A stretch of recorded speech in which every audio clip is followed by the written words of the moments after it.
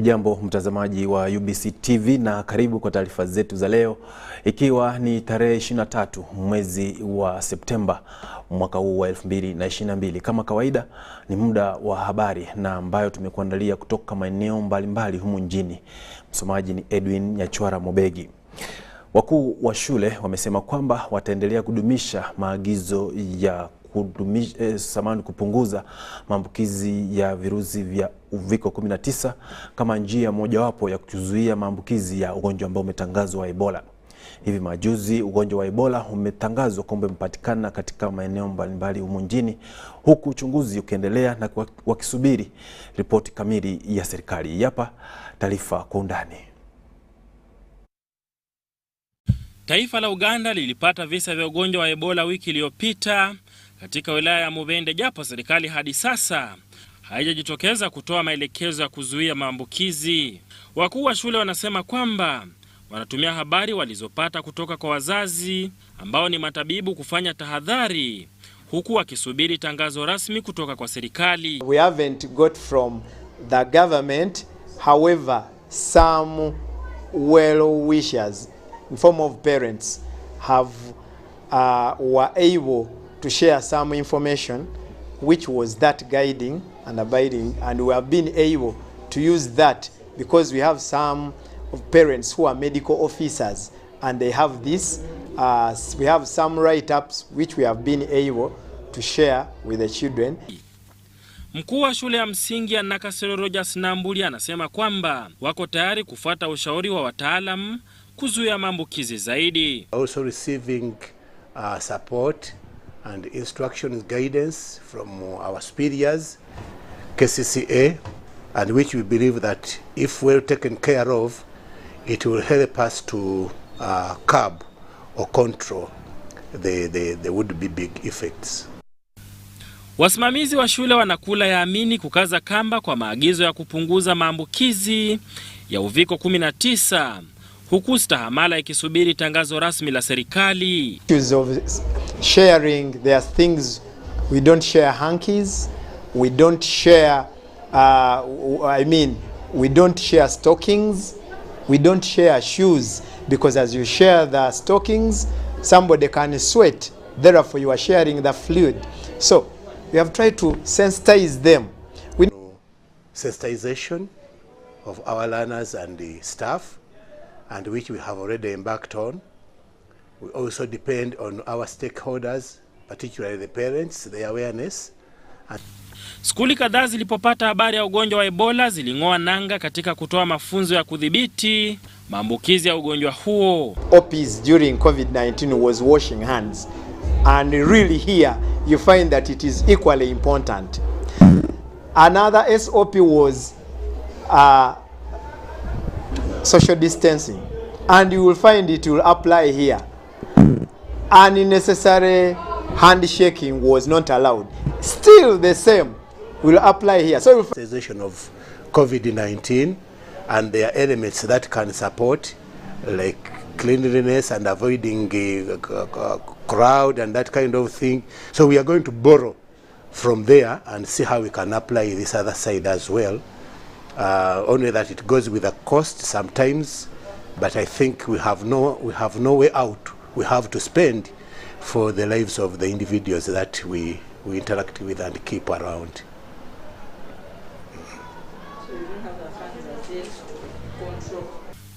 Wakati huo naibu chancellor wa chuo kikuu cha Makerere Barnabas Nawanga ameeleza hatua ambazo chuo hicho kimechukua kukabiliana na maambukizi ya ugonjwa huo.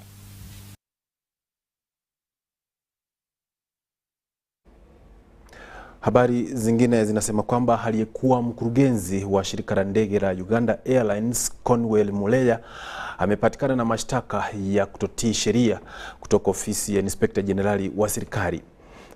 Mahakama ya Buganda Road imeteua tarehe 7 mwezi wa Oktoba mwaka huu kuwa siku ya kusikizwa kwa kesi hiyo.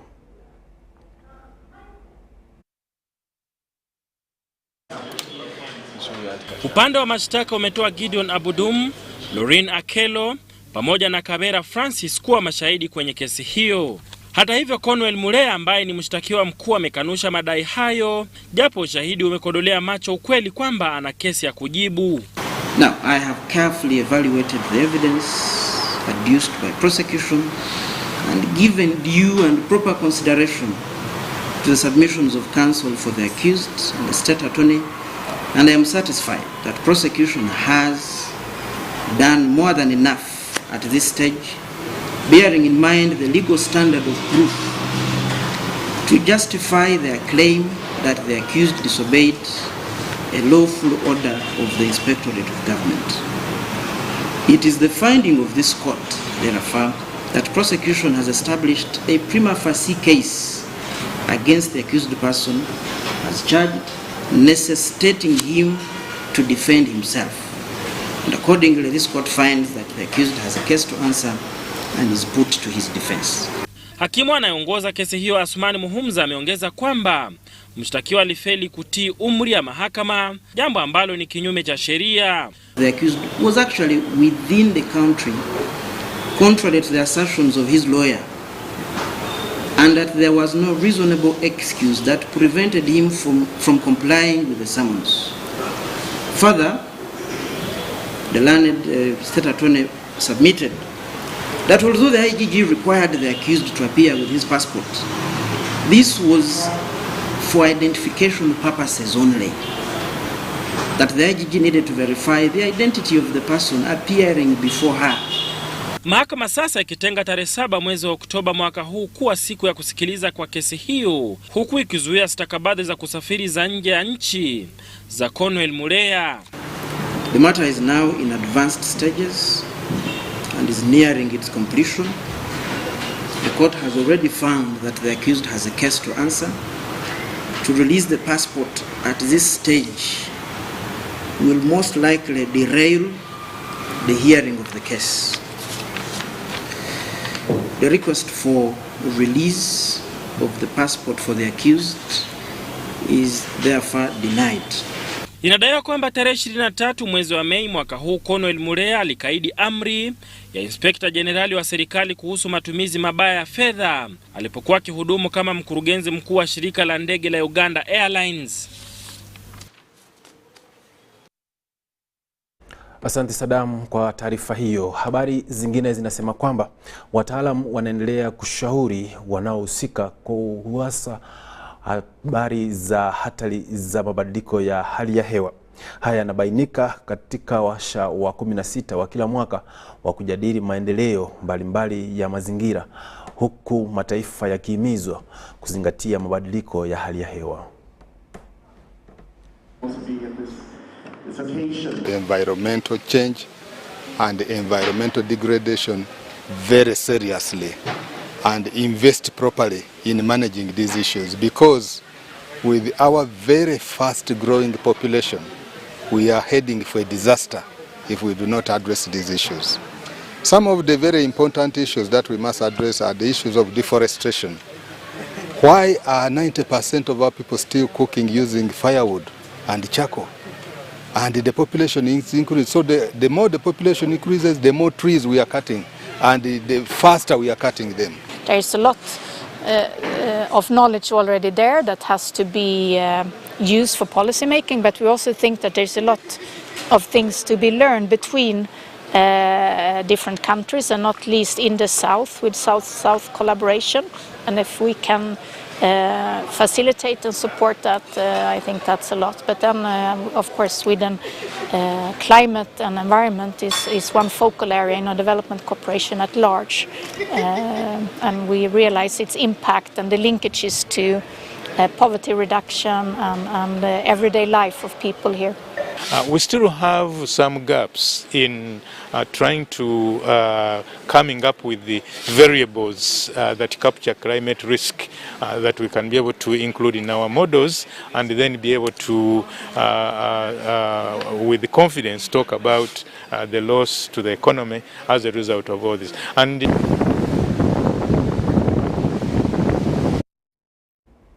ni hatari hizo na ushauri kwa umma kuendelea kuzingatia mabadiliko ya hali ya hewa. Ni hayo tu kwa sasa, mpenzi mtazamaji. Tunaendelea kukujia moja kwa moja kutoka shirika la UBC tutangaza kutoka jiji la Kampala. Na sasa mimi nikimeza kopo la maziwa na kuambia usiende mbali, manake mgeni wetu amefika. Tukirudi tutakuletea mjadala kuhusu hatua Uganda imepiga katika miaka 60 iliyopita. Usiende mbali.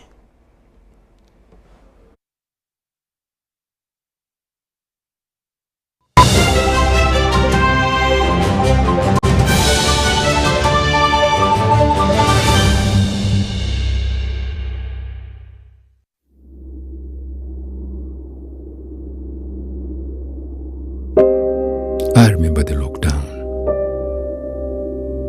when the streets were empty and our lives disrupted, when businesses closed and our livelihoods hung in the balance. Hospitals were full. We lost loved ones, jobs, and hope. Our children couldn't study anymore. We cannot let this happen again. We should not go back. Get fully vaccinated against COVID-19 and join the millions of Ugandans who are already vaccinated.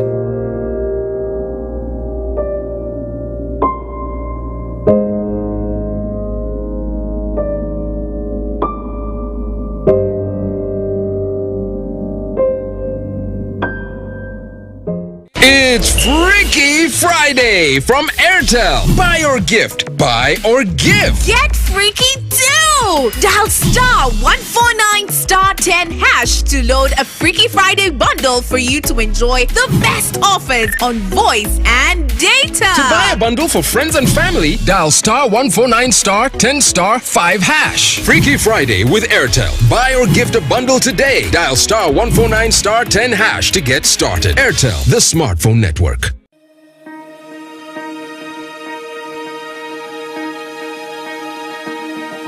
We have got big dreams of transforming our university so that it can be empowered to transform our society, to move our society, to move our people out of poverty in the fastest way possible.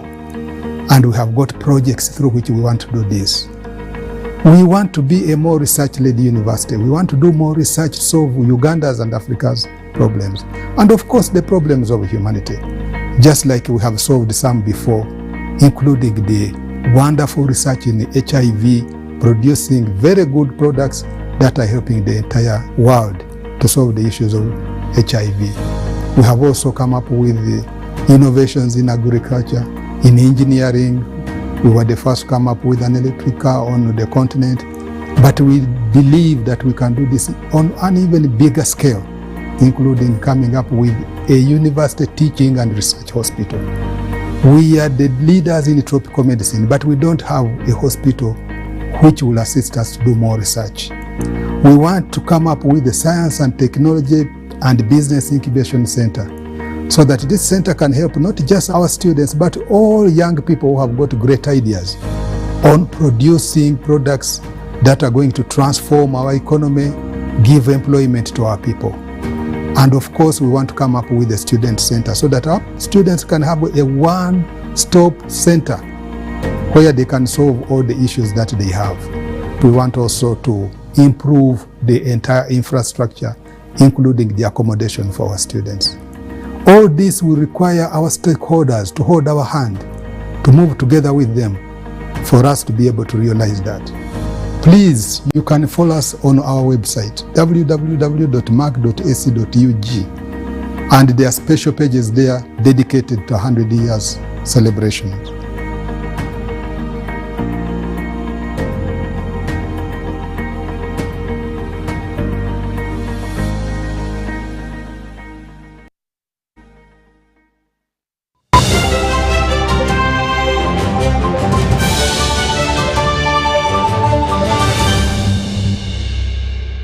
Nilivyokuahidi, basi ni muda wa mjadala wetu na mgeni wetu ameshafika, ambaye ni Daniel Mariana, mkurugenzi mkuu wa shirika Legend Films.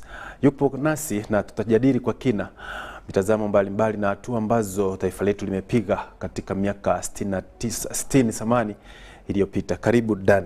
Asante sana. Unafikiri kwamba Uganda ina sababu ya kusherehekea uhuru wa mwaka huu katika miaka yote ambayo imepita? Jambo la kwanza, naam, Uganda iko na sababu nyingi sana ya kusherekea uhuru. Kama vile unavyojua kwa zamani, enzi za wakoloni, kuna vitu vingine ambaye mtu ambaye ni mtu hapa Uganda alikuwa hawezi kufanya, alikuwa hana uhuru huu. Hana uhuru ya kufanya. Lazima aende aombe ruhusa hapa na pale. Lakini kwa miaka zikisongea, unapata kuwa kuna maendeleo kadhaa. Kuna uhuru wa kuongea, kuna uhuru wa kutembea, kuna uhuru wa kusoma, kuna uhuru hata ya kuomba kama pengine mtu hajaenda kuomba ruhusa mahali hapa au mahali pale. Ni kweli kabisa. Na umesema kwamba imepiga hatua katika nyadhifa mbalimbali, na kwa mfano tukiangalia katika masuala ya siasa, Uganda kwa kweli imepiga hatua. Kwa maoni yako ni vipengele vipi ambavyo wananchi wanaweza kutizama wakasema ndio tumepiga hatua kisiasa? Kisiasa ni kama tuseme kama kidemokrasia hivi. Zama za wakoloni au koloni mambo leo, kulikuwa kuna mambo ya kupiga kura, ambao yani mtu ambaye ni mweusi alikuwa yani anapewa tu kiongozi yako, ndio kiongozi wako ni mtu fulani, anateuliwa. Lakini baada kuwa vitu vikija vikisongea Uganda, akawa nilikuwa nasoma mahali fulani, nikaona kwa mwaka wa 1125 hivi, Milton Obote ndio mtu ambaye ndio kwa watu wengi ambao walikuwa wanapigania ili Uganda iweze kupata uhuru, ipate uhuru wake. Ndio. Sasa baada ya hapo ikaja kama wanaunda vyama mbalimbali. Unaweza kuona kama mtu anaweza kuwa kwa chama hichi, mwingine katika ile chama chingine. Alafu baadaye sasa ikaja paka katika hii hatua ambayo Uganda imepiga sasa hii.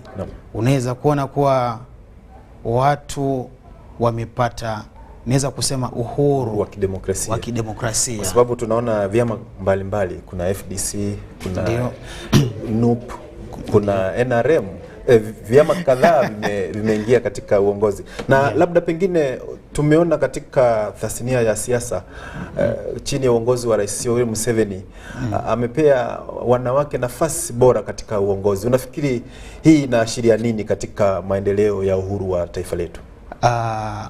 Hiyo ni hatua nyingine kubwa sana, alafu ni hatua nyingine nzuri sana. Alafu pia imepatia wamama kipaumbele, kwa sababu nadhani katika Afrika Mashariki ukiangalia ambaye naibu wa rais ni mwanamke. Sijui pengine kama kuna nchi nyingine, lakini nadhani Uganda ndio mara ya kwanza sasa hii. Uganda ndio mara ya kwanza. Kusikia kitu kama hicho. Kweli Uganda sasa hivi ukihesabu unapata kwamba vigogo wakuu serikalini ni wanawake. Ukiona naibu wa rais ni mwanamke, waziri mkuu ni mwanamke, spika wa bunge ni mwanamke. Ina maana kwamba hizi ni ishara tosha kwamba Uganda kwa kweli ina nafasi ya kusherehekea miaka 60 ya uhuru. Na je, katika tasnia ya elimu na masomo, unafikiri wana Uganda wamesoma kwa miaka hii ambayo imefika sasa? Wajua, katika tasnia ya elimu, jambo la kwanza nchi unaweza kuihesabia kulingana na shule za msingi ambazo ziko, shule za sekondari, alafu na shule zingine kama za university kama tofauti. Utapata kama Uganda hapo kuna university ambazo ni nyingi sana yani, ambayo inaonyesha kuwa katika elimu wameipatia kipaumbele. Alafu ukiangalia kila mwaka ukisoma kwenye magazeti, watoto ambao wanatoka katika shule mbalimbali watoto wengi sana yani. Alafu ukiangalia kama shule ya Makerere hivi katika Afrika Mashariki imetoa viongozi wengi sana yani. Imetoa viongozi. Nakumbuka aliyekuwa rais wa Kenya Mwai Kibaki alisomea hapa. Julius Kapaka huyu ambaye alimfuata Julius Nyerere pia alisomea hapa. Ni wengi, hata Nyangi Nyong'o huyu governor wa Kisumu ndio ni viongozi ambao na mimi mwenyewe nimepitia Makerere. Ina maana kwamba imetoa viongozi wengi katika tasnia ya elimu. Na Daniel, labda tukiangalia, najua kwamba wewe ni msanii huko katika viwanda vya usanii. Unafikiri katika miaka 60 ni nini wasanii wanajivunia katika serikali ya sasa ya Rais Yoweri Museveni? Kuna vitu vingi sana ambao watu wamejivunia. Jambo la kwanza, katika serikali ya sahi ambayo iko, unaweza kuona kama wasanii wanatembea usiku wanaenda katika vilabu tofauti tofauti, alafu unaweza kuona kama kuna amani, ndio maana kuna kitu kama hicho. Alafu kitu chengine ambapo nimekuja nikikiona, kuna wakati mwingine ambapo wasanii waliitwa na jenerali mmoja hapo alikuwa anaitwa Salim Saleh, akaongea nao, wakaongea, wakajiuliza nini ambacho tunaweza kuongezea katika sanaa. Wakafundishwa, wengine pia walitoka huko kama wako na certificate tofauti tofauti. Hiyo ina maana kwamba wasanii wamepewa kipaumbele na wanaendelea pia kufurahia matunda ya uhuru wa taifa letu. Na labda kwa maoni ya mwisho, naona mwelekezi wangu anasema kwamba muda umetupa kisogo. Utaangalia kamera yako hapa, watakie mema wana Uganda wanapojiandaa kusherehekea miaka 60 ya uhuru na wape ushauri. Okay, katika miaka hii ambapo Uganda inaenda kusherehekea uhuru, naweza kutakia wana Uganda wote na viongozi wote uhuru mwema na miaka 60 yenye mafanikio mazuri sana.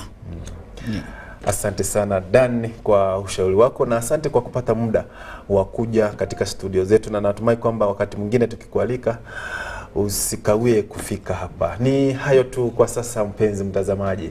Tumekuwa naye Daniel Mariana ambaye ni mkurugenzi mkuu wa Legend Films hapa mjini Kampala. Tumekuwa na mjadala na tumeona kwamba taifa la Uganda lipo tayari kusherehekea miaka 60.